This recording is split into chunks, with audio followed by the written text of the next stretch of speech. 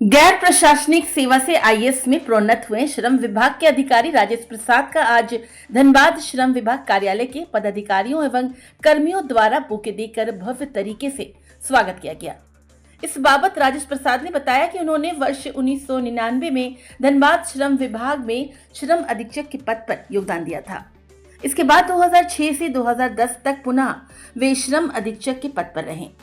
2014 से 2016 तक धनबाद में ही सहायक श्रमायुक्त के पद पर उन्होंने योगदान दिया। वर्तमान में उप श्रमायुक्त के पद पर वे सेवा दे रहे हैं। उन्होंने बताया कि श्रम विभाग में मैंने काफी समय गुजारा है। इस दौरान मुझे कामगारों से काफी सहयोग मिला। आज जिस तरह से सभी ने मेरा स्वागत और अभिनंदन किया है, उससे मुझे काफी खुशी मिली। उन्होंने बताया, एम्प्लॉयर और मजदूर के बीच सामंजस्य बैठाना श्रम विभाग का एक दायित्व भी है और कोरोना काल में इस दायित्व को मैंने बखूबी निभाने का प्रयास किया। ठीक है सर, तो आप लोग पीछे आइए ना।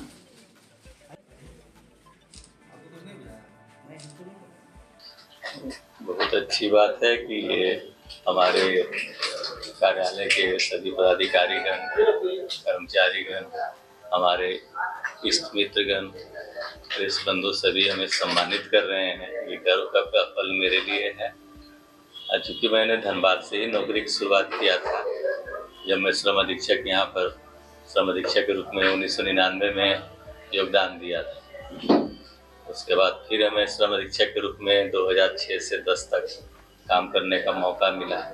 फिर हमें सहायक श्रमायुक्त धनबाद के रूप में 2014 से लेकर 16 तक करने का मौका मिला है और अभी भी मैं यहाँ पर इस क्षेत्र में उप श्रमायुक्त के रूप में कार्यरत हूँ पिछले 2 साल से। तो इस क्षेत्र में काफ़ी समय मैंने गुजारा है और यहाँ के लोग काफ़ी सहयोगी हैं। चाहे वो श्रम कानूनों का प्रवर्तन करने में हमें उनसे सहयोग बराबर मिला, एम्प्लॉयर से भी मिला, हमें कामगारों से भी मिला। हमने उनको काफ़ी जो भी उनके बीच में अच्छा सामंजस्य हो सके हमने प्रयास किया था और बहुत खुशी की बात है कि शायद ये जो आप मजदूरों के लिए करते हैं, जो आप समाज के लिए करते हैं, सभी का आपको दुआ मिलती है।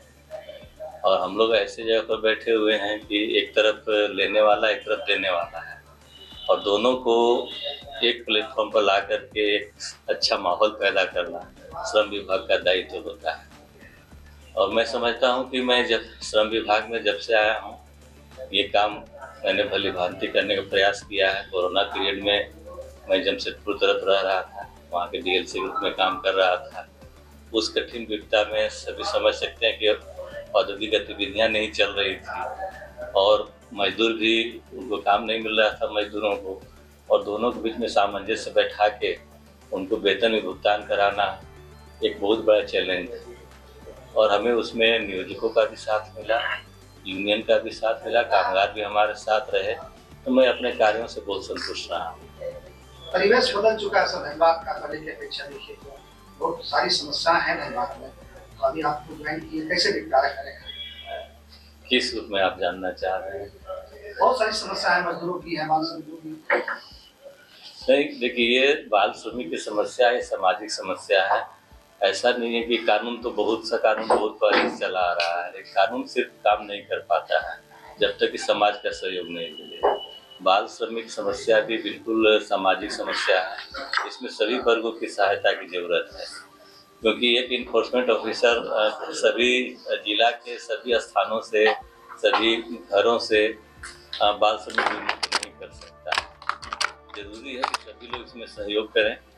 नियोजक बाल श्रमिक से काम नहीं लें। जो जागरूक हैं ये अपने अगल बगल को भी जागरूक करें। ये बच्चे हैं, हमारे देश के भविष्य हैं। कल यही हमारे जगह पर आएंगे, हमसे ऊपर पद पर जाएंगे, हमारे सीएम बनेंगे, पीएम बनेंगे। तो हम उनको बढ़ने का मौका दें। वो माहौल हमें सभी को देना है, समाज को देना है।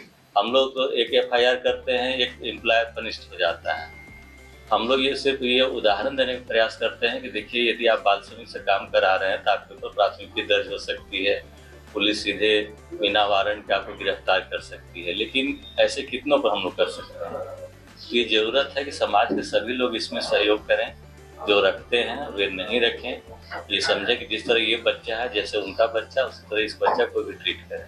अभी आईएएस में जो भी पदोन्नति हुई है आपकी, कहीं पोस्टिंग अभी नहीं हुई है, तो नहीं। कहीं कुछ क्षेत्र ऐसा चाहते होंगे जहाँ लगे आपको की रुचि? यानी सरकार जिस क्षेत्र में काम देगी हम उसमें करने का प्रयास करेंगे। श्रम विभाग में भी मैंने पूरी लगन के साथ काम किया है, जिसका ये परिणाम है। नॉन-एसीएस से बहुत कम लोगों को प्रोन्नति मिलती है आईएएस में, तो सरकार ने जरूर हमें ये समझा होगा कि उत्कृष्ट कार्य हम करते हैं, तो जो भी हमारी क्षमता है उस हिसाब से हम आगे भी प्रयास करेंगे। सरकार जो भी दायित्व देगी उसको